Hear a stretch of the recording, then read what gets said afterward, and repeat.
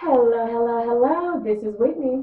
And this is Alicia. And this is the Luxe Hour Podcast. Join us weekly as we sit down to talk with Black women from various walks of life on their elevation journey. Yes, yes, yes. Welcome back to another week of the Luxe Hour Podcast. We are here with another guest, the timeless Khaila Sloan. And we are so excited for y'all to hear about her journey and about her story and what she does and how she makes an impact in this world. But before we get into that, y'all know that we start every episode off by sampling a new wine. So it's another Saturday morning here in Dallas, Texas. So we are doing a brunch wine. This is a rosé. I don't think we've done a rosé in a while. So if you're new here, we sample wine each and every week. And we do this just so that we can expand our palates and test out different flavors, different brands, and we give y'all suggestions. So if anything sticks out, test it out. This is a semi, so this is a rosé from Sonoma County. It's a 2021 bottle. Oh, it actually looks like this one has a Reese's Book Club stamp on it. So Reese Witherspoon does a book club where she basically suggests new books each week or each month. It's on a regular basis. But I guess she also stamps approves wine. So okay. Shout out to Reese Witherspoon. I actually just watched a movie by her. Is that Your Place or Mine on Netflix? No, but I did watch that one too. But I watched an older one that was kind of similar. Okay. Anyway, so this says Simi was founded by trailblazing winemaker Isabel Simi. Oh, come on, trailblazing woman, who steered the winery with determination, passion, and grit. Reese's Book Club celebrates narratives that place women at the center, women like Isabel. Together, they bring you the Editor's Choice collection of wines to inspire stories lived, written, and told by bold women everywhere. Enjoy the flavors of the best growing regions throughout Sonoma County, notes of strawberries, stone fruits, and hints of citrus and fresh herbs that give way to a vibrant and refreshing finish. All right, so without further ado, we're going to test out the rosé. Shout out to Khaila for opening this up for me because this bottle wore me down. And you knew that I couldn't do it. Khaila, can you hand me your glass, please? Oh, thank you. We got you. Hospitality. I love that description too, by the way. That was like, it made me want to try it. Yeah, let's go try it. That's what I say. I always try to read the description on the back of the bottle. Yeah. Most people don't even know that they put it like that back there. And so you know the notes, like what is the flavor? Got it.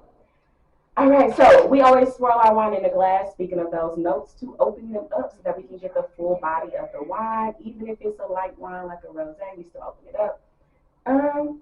This smells like a rosé. I don't actually smell anything for you in here. It just smells like a rosé. We have to cheers before we taste, because I was about to sit. Okay. Cheers to a new bottle. All right. Okay, that's good. That's a good rosé. So we'll start with our guest. So what you think? You heard me. I mean, it's not as like, sometimes rosé can be sharp. If that's even a good way to explain it. And this is like smooth. That's true. I like this. It's good. It is smooth. And you're right, because rosés typically are carbonated too. Like they have the liquids in there. Yes. You're right. It looks like there's a little carbonation in it, but I didn't taste that at all. I didn't taste it either. I like it. I'm actually not a huge rosé fan. Now, do you prefer a red wine or a white wine? It depends. Okay. I feel like I used to be a red girly, and more recently, I think I've been enjoying white. Enjoying the white. Okay. Sauvignon Blanc specifically. But no, now you speaking my language. That's okay. So when you were a red girl, would you like a sweet red or a dry? I've been delivered from sweet. Okay. Dry all around. Like Khaila said, she is grown. Yes. We would take that. We would take that. We need that salvation. Yes. But speaking of sweet, this rosé, I mean, which is very typical. It's a sweet one, but it's not too sweet. Yeah. And so I do like that. If I'm gonna have a rosé, I want it to be a little sweet, a little dry. And I feel like this is a perfect medium for me. So yeah, it's smooth too. Yeah. All right. So if you are looking for a woman-owned wine brand, check this one out. I got it from Target, so it should be widely available. I was going to ask where you got that from. You know, if I'm gonna be anywhere, it's Target. So that's where I got it from. Every day. What'd you say? We're gonna be delivered. The Lord is delivering me. Salvation is the word. I only go a few times a week now. I used to go like every day. Now really? Okay, last note, because I know we do have to move on. But you had me there when you was like, "This is why I don't come to Walmart." There's like some hot Cheeto sushi. Hot Cheeto sushi, and I was crying. Girl, I said, "This why I don't come here." Yeah, blame on hot sushi, but like the caption said, "This is why I'm coming to Walmart," like with a stank face, and I was just dying. So I'm like, Whitney, I know you're hot Cheetos. I didn't even know they had sushi. Because and I do go to Walmart. I admit it. I do go myself. Now I will go to a little, little central market. You know what I mean? Like I go to Kroger's, I do Whole Foods and all that, but I will still go to Walmart. But that's where I draw the line. Sushi, absolutely. Yeah. Hot Cheetos, and I mean like a hot Cheetos crumble coating. And then it was stuffed in there, like with the cream cheese. Like shrimp and pork. No. Okay. Sorry, let me not throw us off. But if you shop at Walmart, ain't no problem. My sister dragged me for that. She'd be like, because you too good for Walmart now. And my little sister probably got stuff together more than me. They'll be like, I can't do it. They be in there. The carts don't ever work. The wheels always rattling. The people mean to you. It depends on what Walmart you go to. I think we know we pick our battles because I'm like you. I still will go, but I don't I don't necessarily resonate. But if I have a pepperoni at Walmart, I will. But which one for the experience? Yes, no, perfect. For the I do everything for the experience. Yes, to be in and out, to get what you know you need, for sure. But I understand both sides. I do. Walmart stress me out. Every time I go in, I be like, oh my God, people in there, babies just screaming, people running over me with the car. There's no so babies at Target be calm. I personally think they do. Like, personally, I've heard them scream, but not as much. I will say that at Target, the babies get their own carts. They get the little cute carts. They be entertained. People get a little drink from Starbucks. They mind their business. Like, I ain't never had no problem with that. I'm cracking. That is too funny. But I ain't too good for Walmart. I was in there one day. I saw Hot Cheetos board, so that is so terrible. I mean, was it in Duncanville? Like, no, girl, this was at the Walmart. Speaking of knowing which Walmart to go to, I gave it a chance. So if you're familiar with Plano, with like Dallas, this was in West Plano. So I'm like, this is near Willow Bend Mall. This is right off the tollway. Okay. This should be a relatively stable Walmart. No, we weren't safe. No, I went right across the street. See, I go to, when I used to stay by the gallery, I would go to the one that was right by the gallery. That's a nice one. I go to that one. Yeah, like right off 635. Right off 635. Yeah, I went there recently in the Sam's Club. For decorations, for Christmas decorations. Yes, literally. I go to the Sam's Club more than I do Walmart, but Walmart is just very convenient, so I'm always going to go to Walmart. Ain't nothing wrong with Walmart. We pick out that. It's like Beyonce Rihanna. We pick out that. That's not comparable. Let's move on.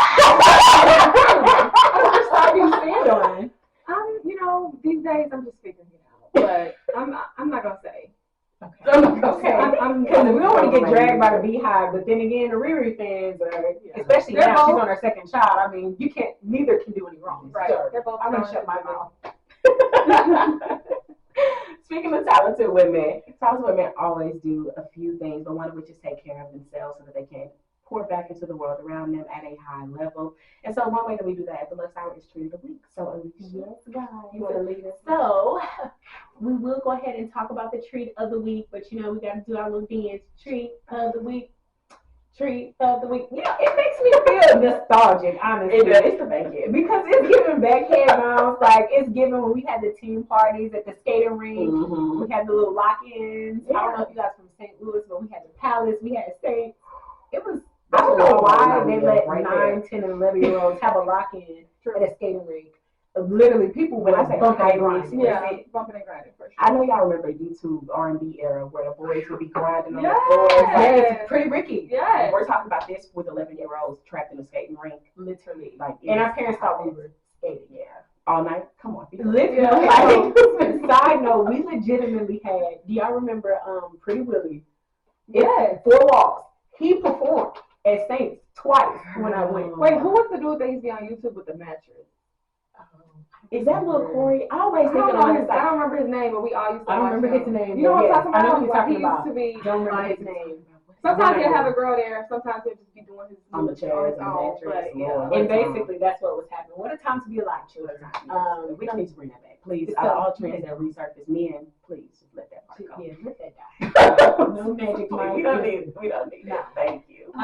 But yes, for those of you guys who don't know, the treat of the week is essentially whatever luxury that you've indulged in for the week. It's not limited to any particular area, component of life. So we are going to let our guest do us the honor of telling her what her treat of the week was. Yes, I'm excited. So I was thinking about this really hard. So I was like, don't mess this up. But I will say I have been through a lot of, transition the past couple weeks. Like, I moved out of my solo apartment. I got engaged. These are all wonderful things. I was going to say, okay, honey, go ahead. Show the girls. Thank you. But it's easy to just get lost in the shuffle. And so this week I wanted to make sure I prioritize like my fitness, my wellness, like those are really important to me. And so I went and I pre-scheduled my workouts for the week. And so I hit Pilates 3 times this week. And I was super excited. And it's really like, because I know Pilates is super in right now. It's really called Legree, what I do. Like it's, I think, a more intense form of Pilates because you have like the machine, which is called a mega reformer. And it's basically based on tension. Like that's how you get your workout in, like spring loads and how much tension is a little bit heavier if it's like the color red or lighter if it's the color yellow. Either way.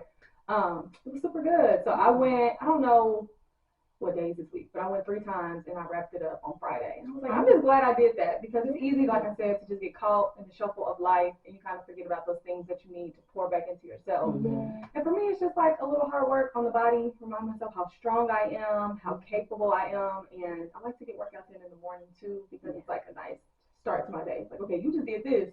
You can take on anything else that comes your way today. So that's definitely my treat of the week. And I like how you romanticize it too. Like first of all, the Pilates like studio was super cute. I think I saw one of those pictures. You were in like orange. It was a really cute matching set. Tell the girls what you Yeah, so that set was from Gymshark. I got a lot of compliments that day too. Okay. It's funny because it's yellow and I was like Kill Bill, but that's not. Yellow. Yeah, I'm coming. No, it's orange in the lighting. Okay. The lighting, the lighting in the studio was like red. No, you're totally right. But in real life, it's more like a yellow. But yes, if y'all are into fitness wear, I highly recommend Gymshark. I think they're based in the UK, but they ship to US no problem. And it's like the best fitness gear ever. Like I wouldn't say athleisure necessarily because it's kind of like tight and really holds you in. It's meant for like weightlifting and stuff like that. But if you're into like going to the gym, getting workouts in, and you like quality stuff that does not tear, like I've had pieces for years now, it's just now tearing. And for me, that's like I'm getting my money's worth. Like if I have this for 3 years and like I'm getting my first hole, I'm not mad at that, you know. So I know the girls are into like Lululemon and stuff like that. I don't personally get it. I got a pair of Lululemon tights last year, and I was just like, okay. And it's expensive. Yeah, Lululemon is like Skims, where I feel like it's more of a lounge wear. It's really athleisure. That's what it is. When I work out, I want to like almost see my tonus through, what I'm wearing because it's helping motivate me. And I feel like certain fitness gear, like the mechanics are essentially for that. You know what I mean? So highly recommend. But yes, my treat of the week. I love it. We had another.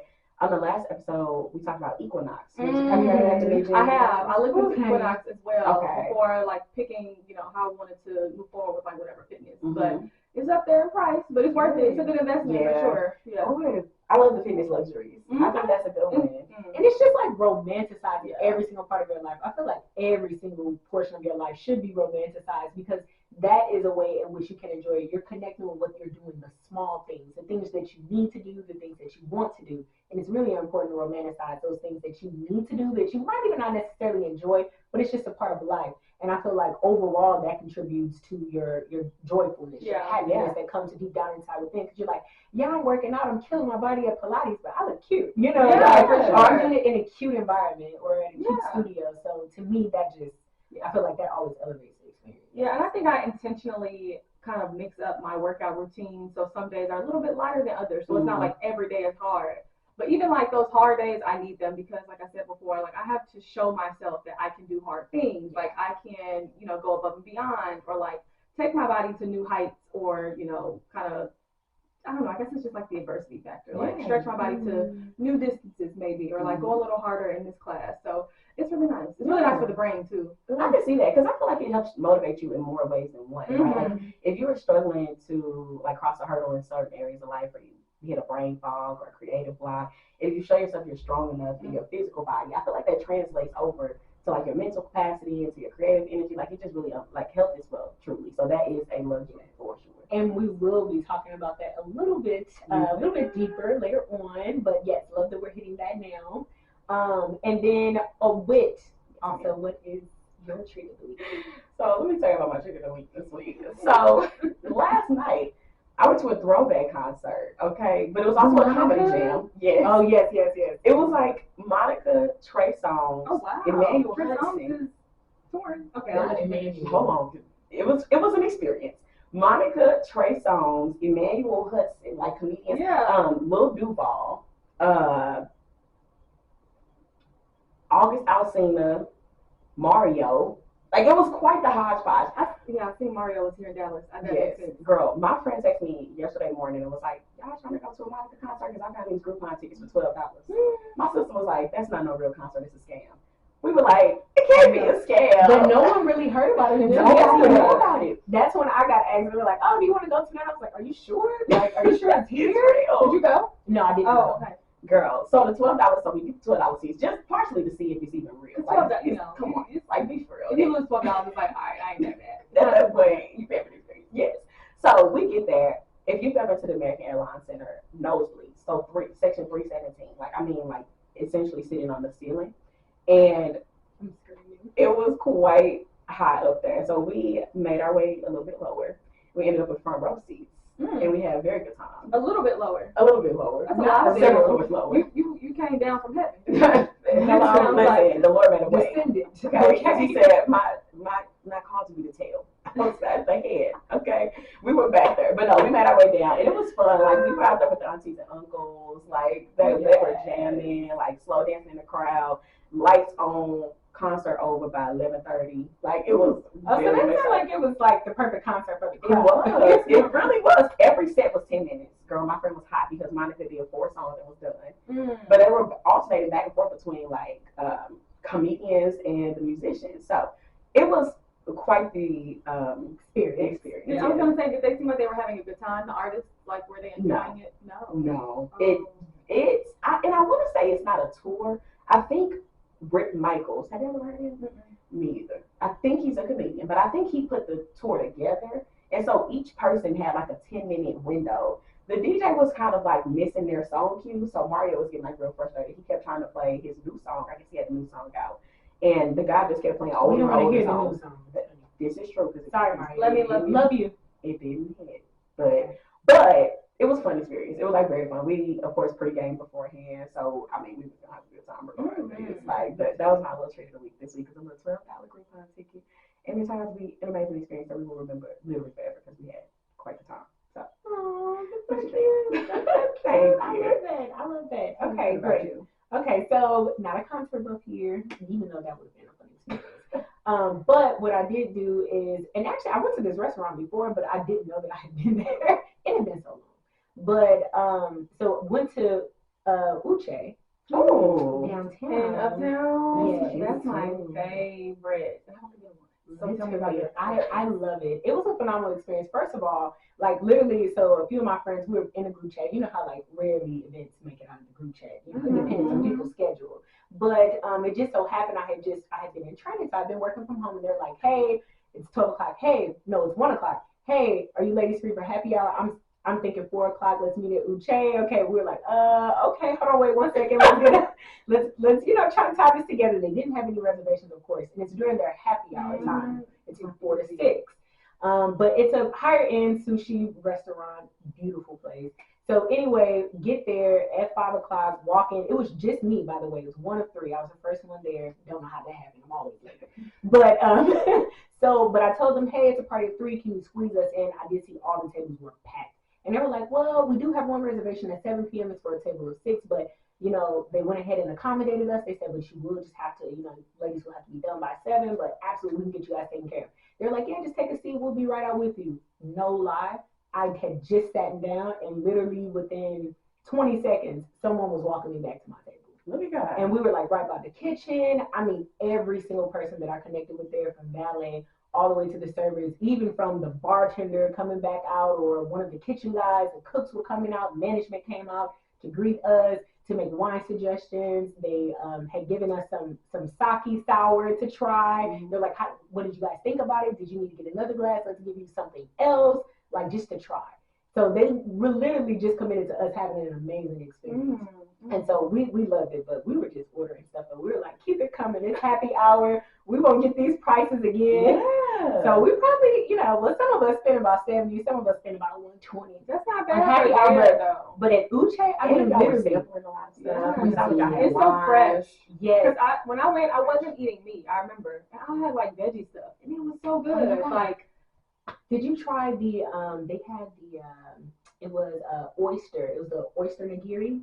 I forget what it was actually called. It was like the hotate. I don't think so. Did y'all have the Brussels sprouts? We didn't have the Brussels sprouts. So we didn't really eat vegetables. We weren't being that healthy, but we had nigiri. We had a ton of different their rolls, and then we even had some of like the breaded shrimp sticks. What else did we get? So we got pretty much like all like sushi, nigiri, rolls was pretty much all we had. I think one of my friends, I forgot what she had. She had something else that was on the menu, but it wasn't any vegetables. We weren't being healthy per se. We were just really wanting some sushi. Well, listen, it was good. Yes. Oh my God. Their ocean bass was really good. And like I said, their oyster or their, it was called something hotate. It was amazing. It's on their happy hour menu, but definitely 10 out of 10. Highly recommend. It was an extremely personalized experience, elevated experience. I mean, it had nice photo ops too, if that's what you wanted. Also, really good lighting, really good environment. Everyone just was really friendly. Valet, that was probably the friendliest valet that I've experienced. I mean, anywhere at any 4 or 5 star restaurant. So I really enjoyed it. Y'all are making me want to try this restaurant. No, I think they have one in Legacy West. Now that I'm thinking about it, because I feel like I was there. I was at Legacy West earlier this week, and I think theirs is on the 2nd floor. So I think theirs. They have Sheba. I do think of thinking about Akai. Or Kai? Maybe. No, Kai is Kai, Legacy West. right. Yeah, Kai is Legacy West. Okay. So Akai is the downtown, but Kai is also pretty Okay. good. Yeah. Okay. And like on Friday and Saturday evenings, it's a little. I heard it's a little lit because I It was got invited cute. to like a little like lounge-ish Yeah, experience. it's like that. I have a younger Yeah. brother, and that's his little hangout spot. Really? He lives north, so. Yeah. I'm gonna check it out, but I'm gonna try it. Okay. Literally, oh my God, I'm definitely going back. Like we were already like, hey girl, this is like our happy hour spot basically. So we were like on Fridays, yeah, this is where we're going. Probably not every Friday, but like every other Friday. But it was really good. Everything was good. Even like the rosé that they had, it was like $7.50 on happy hour. So it was the drinks were reasonable, but I mean, of course, everything else was a little bit more expensive. But I mean, it's to be expected for the placement, location, environment, atmosphere, quality. Oh my God, it was so fresh. That oyster was so fresh. That ocean bass was so fresh. And their yellowtail, I've never tasted yellowtail like that. Not even at Knife in Dallas, which is like off of 75. It's attached to the hotel. It's a restaurant called Knife, which is pretty good also. But do they specialize? Probably Are they a 4-star. sushi restaurant now? I think they have quite a bit of sushi. They have a sushi menu, but I'm not gonna say that they're that's a their sushi. thing. Gotcha. Okay, yeah. Oh wait, well speaking of their thing, speaking of their thing, Khaila, do you want to share a little about your thing? So we are super excited to get into the episode, but first things first, we want to know a little bit about you. So give us your elevator speech, introduce yourself to the people, let them know who you are, what you do. We'll get into career, so you don't have to get too deep into that, but just a little elevator. I love it. Well, Whitney, you call me timeless, and I think that that's the most beautiful introduction that you could ever give, because that's like, when I think about myself, that is what I aspire to be. It's like, or just my preferences in life. I'm like, everything just be timeless. Like if I look back 50 years from now, or if my, younger kids, grandkids look at me, like I want things to, what is it called? Extend beyond time, or beyond what we know now. But yes, I'm Khaila. As they introduced me, I am a full-time corporate hottie. Oh, come on, corporate girl. Is that what the people say now? 9 to 5, I work in social strategy, branding, advertising. I work for a fintech brand, so I'm a little bit in banking now. Okay. And outside of my 9 to 5, I also have my own brand, The Minor Detail. I have my own podcast, so I'm a podcast host. The Minor Detail is essentially a brand that connects like life or lifestyle, resources, human connection, like just amplifies those things that we feel in life, like super layered nuances that we go through. We don't necessarily have the answers to those minor little details that, we really need community for. And so the intention is that I can just create a platform where we encourage community, encourage women especially. But yes, outside of those things, I am a daughter of Christ. I am a daughter to my parents. I'm a sister. I'm a fiance. I'm a auntie or Coco. But yes, that's a little bit about me. And I just love life. And I'm also happy to be here. So thank you for having me. I love it. I love it. That was like perfect. That was so good. That was like off the top of my dome. But and that's why, because it's so authentic to you and who you are, and it's true words spoken. Yes. Right? Yep. Yeah. So it was felt. Yep. And it was timeless. Yeah. I feel like you'll be able to listen to this episode in 20 years and be like, I still feel that way. Amazing. I love it. So tell us, what is luxury to you? When you think of luxury, what is luxury to Khaila? Yes, I would say luxury is whatever your personal preferences are that make you feel elevated or like your, I don't want to say necessarily like your higher self, but like when you envision who you want to be or like what your best self is like, that's luxury to me. And I think what's key is like truly understanding and knowing those preferences as they are, like for you, not what you compare yourself to, you know, with your favorite superstar or celebrity, or not what is hot in popular culture, but what matters most to you and like what it means to just be your best self. I love that. That's such a good answer, because I think that's like, that falls in line with the romanticizing, right? Of like seeing what is the highest version of life look like for me, and how do I become that in a way that's true to myself and my journey. We were actually talking about this before the show started, even with things like small things like makeup, right? Like if it's not something that's true to you or that you don't like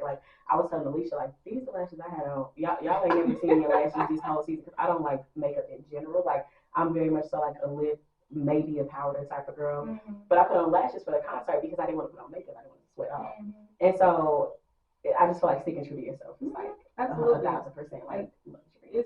It's necessary, especially in this society, this age that we live in. Like social media, I work in social, which is always a little contradicting, but I do feel like it has something to do with like the way we view ourselves and what's important to us. So yeah, it's important to know what luxury is to you for sure. I love it. I love it. I agree to that. Okay, perfect. And then, so I mean, even with that, what would you say is your biggest luxury in your life? Like, what is the biggest? That's such a good question. So it's so funny. I recently saw, I can't remember the creator's name. I think her name is Jasmine something, but she created content around what it's like to be, what did she say? Like, not, she didn't call herself a minimalist, but a minimalist. Sorry, but she basically was saying like, this is my beauty routine that's like I'm doing the most, but it's because I'm such a minimalist in everyday life. And for me, like I really value prioritizing self-care, like self-wellness, like I was saying before. And so luxury for me is like getting my nails done, getting my lashes done, like working out, and just doing the things that make me feel like me, but day to day, it just makes my life so much easier. I don't wear makeup every day, so me having my lashes done is like, boom, I can wake up, brush my eyebrows, get them in a good enough spot, pop on camera because I work from home, or like go out, hang with friends, you know what I mean? And I'm confident in that. So I feel like luxury, or like my bigger luxuries in life are more like my services, but it's nice to not have to compromise those things because they matter that much to me, you know? I love it, 1,000%. And I love how that just, you know, it kind of goes into what we wanted to chat a little bit more about, which is just your career, but you being your best self and presenting yourself as your best self when you go out into the world, not only for yourself, but also to show up in those spaces, right, as a corporate hottie, you know, and also as a boss babe. So tell us a little bit more about your career and about the minor detail, if we can start with the career portion. Yes, of course. So if we take this like back to college, I graduated college in 2017 with a bachelor's degree in mass communication. So I immediately came out of college knowing that I wanted to work in entertainment, in that space, specifically entertainment journalism. So I actually moved to Los Angeles, where I did a lot of work in production. I was an assistant to a television host, red carpet host, and then I also just kind of had like odds and ends jobs, just to, like get through the day because LA is expensive. I only lived there for a year because LA is expensive, but I just knew that I wanted to just do more in that space, and I actually found myself in social, like working in social, and then I also, it was interesting because I did a lot of like kind of influencer work as well, not necessarily like me as an influencer, but working with brands on behalf of who I was working with as an assistant, because she would get brand deals from bigger brands as well as like help throw events and stuff like that for those brands. So it was a really interesting like look into what my future would be like as well. And then while I was in college, I really wanted to start a blog, and that's where the minor detail kind of originated from. But it wasn't until after college where I had moved back from LA, I sat down and I was creating like sort of a business plan, and I was doing like a questionnaire, something like that, like a branding questionnaire. And I wrote something around like life's minor little details, blah, blah, blah. And I was like, that's it, the minor detail. Like, that's what my blog is going to be. So yes, it just rolls off the tongue. And that's how I know it's God, because I'm like, I'm creative, but that like, it just was, you know, it was like a brainstorming session I was having with myself. Yeah. So at that time, like I said, I moved back from LA. I was like, yes, I'm going to start a blog. But that process, the Miami Beach process, was a little bit slower, I will say. So we'll jump to the career. So I got into a role just working in homeowners association, but in like, it was really a front desk role, to be honest, to be completely transparent. But I kind of pitched myself to be communications for them, because that's what I studied. That's what I got my degree in. So eventually, I was like, you know, God, this is just not where I want to be. When I was in LA, I told myself I would go back to Dallas. I would take everything I had learned in those amazing spaces, but just apply them in a place or a market where we're not really having those opportunities come to life. And so I was probably in that role here in Dallas, front desk role, for probably like almost 2 years, I want to say. And when the pandemic hit, everything shut down. I just started saving. I was like, all right, we ain't got nowhere to go. We don't need to be buying things. Exactly. We getting them stimulus checks. Like, I started saving, and I think I ended up with like almost 10K when I quit my job. Yeah. So, and I was living at home too. I think that's a really important note. Like, I wasn't paying bills or anything like that. I was living at home with my parents, because, like I said, I moved back. And so they weren't excited about me quitting. I was like, listen, like, I can really feel myself being pulled into this direction. Because I think sometimes we overthink what we should be doing as well. Quitting is not the most exciting thing for our parents to hear, for just loved ones in general, or, you know, you're not really, because I didn't have it figured out. I didn't have a plan B. It was like, I'm quitting, and we're gonna figure it out as we go. So that was the conversation I had to have. And yeah, I was confident, because I had somewhat of emergency funds saved up. I didn't have no bills, so it wasn't like I needed 3 months income or 6 months, you know, bills or whatever. So it was just a really blessed situation to be in. And then at that point, I was like, okay, I'm just gonna be all in on just figuring this thing out. I had launched my blog back then. It was March, I want to say 2019. We're actually coming up on 4 years in a lot of detail, but I just wasn't consistent with it. So when I quit my job, it was like time for me to figure out, like, how do I want to navigate the job market, and what is me having a blog, you know, working with brands and having brand partnerships, like, what does all of this look like? So of course, had to prioritize the job first, because that was, you know, that's what's going to sustain me. And eventually I was unemployed for 10 months. I had gotten a part-time, like, doing some freelance work with a nonprofit, and that was amazing. And I did that for like 2 years, like, literally just stopped working with them last November. But I didn't get a full-time role until June of 2021. So it was like 10 months since I quit. Yeah, and that was, how was that journey? That was a pruning experience. Let me tell you, it was a lot of rejection. It was a lot of no's. Like, I had a desire to work, you know, with the bigger companies, the bigger names. Like, no, it was not yet. Yes, it was exactly. You know, and I really did learn that not yet experience, and just really taking everything to God, because I just, number one, I will say, we all want to make a certain amount of money. We all want to be comfortable, and I think God had to change my outlook on why I wanted a certain role and a certain salary, because it was very much rooted in materialistic things. And I think God had to be like, no, we need to change your heart posture before I give you any opportunity and you go and mess this up. Because if you're not ready to receive a blessing, you're not going to steward it properly. So that, I think, was the biggest lesson that I was learning in the beginning. And then just learning that you want to be somewhere where they want you to be, you know, if that makes sense. Like, you don't want to chase down any job or any role where it just might not be the best environment for you. And so when I finally did get that role, I feel like it was just such a seamless experience, because I had gone through countless interviews and made it to the final round and all of that, and was still getting told no. So it was exhausting, you know, but it was definitely like a very well lesson learned. And then that's how I got my start in advertising. So it was an advertising agency based in San Francisco, but completely remote. Shout out to COVID. We ain't gotta go in nobody's office. Money do it. And come on, California pay. Hopefully they pay. Exactly. For sure. And I can be transparent. I think I went from making that front desk role when I moved back to Dallas, like 35K to like 75 in 10 months. Come on, 10 months, in 2 years, maybe, you know, if you calculate the whole time. I had gotten a pay increase at that first job, and I think I was at 45 or 50. Because I remember I tried to get 55 out of them, and they were like, oh, we can't do that. And I'm just like, God, I just know I'm here to do more, you know, not only to make more and work more, you know what I mean, but also, like, I'm not using my skill set here. Like, I don't feel valuable here. So when I got to that next role and it was seamless, and I negotiated because I want to say they offered me 70, and I was like, okay, well, what about 75? It was just seamless, like it wasn't pushback, it was just. And then I later found out that they had a bigger budget, and that we can go there later. We can go there later about negotiation, but yeah. So that was June of 2021. I ended up leaving that agency just for a better opportunity, and I want to say it was last year at some point. I don't remember exactly when.